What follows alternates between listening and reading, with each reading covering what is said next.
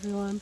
I'm in rainy England. Anyway, I've got the DJos song in my head, End of the Beginning, and there's a reason why that is like really popular right now. I know he released it a couple of years ago.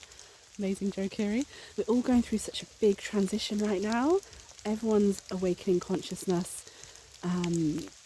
Everyone's chakra system and body and DNA and nervous system is being reinvigorated.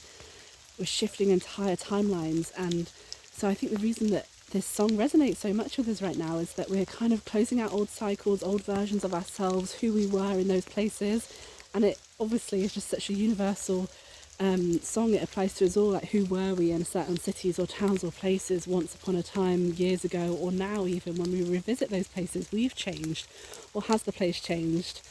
Sometimes not. It's that whole thing of like, can you really ever go home again? I just think it's so powerful. Another version of me, I was in that town. Like, who are you now? Who were you then? The multiple versions of ourselves that exist on this timeline and many others.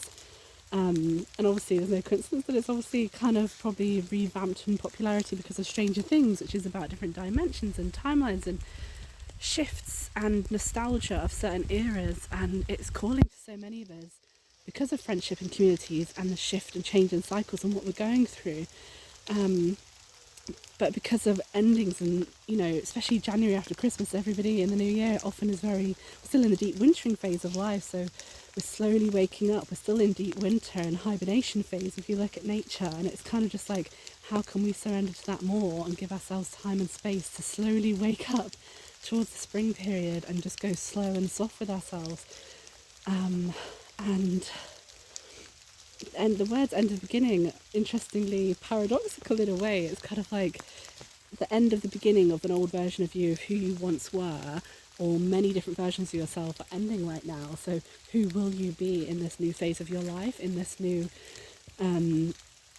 horse year going forwards? The end of the snake year is coming up mid-February, so the last bit of purging and shedding of old skins and layers and versions of ourselves. So yeah, I just really felt called to say, like, if that song is resonating with you, as it is for, you know, we can tell most of the collective, there's a reason, and really encourage you to sit and reflect on, like, why that's calling out to you, why it's resonating with you, what versions of yourself are you ready to let go of, and what versions of yourself do you want to nourish and keep tight close to you out of it being sentimental or nostalgic or an important part of who you were, who you are, and who you want to be going forwards.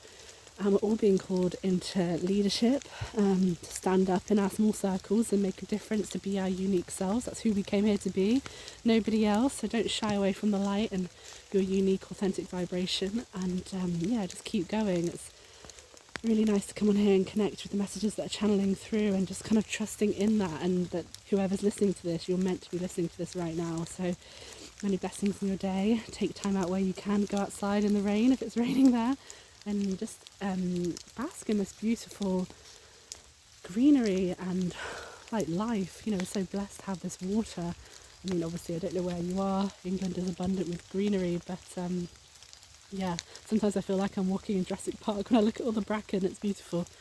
Trying to show you.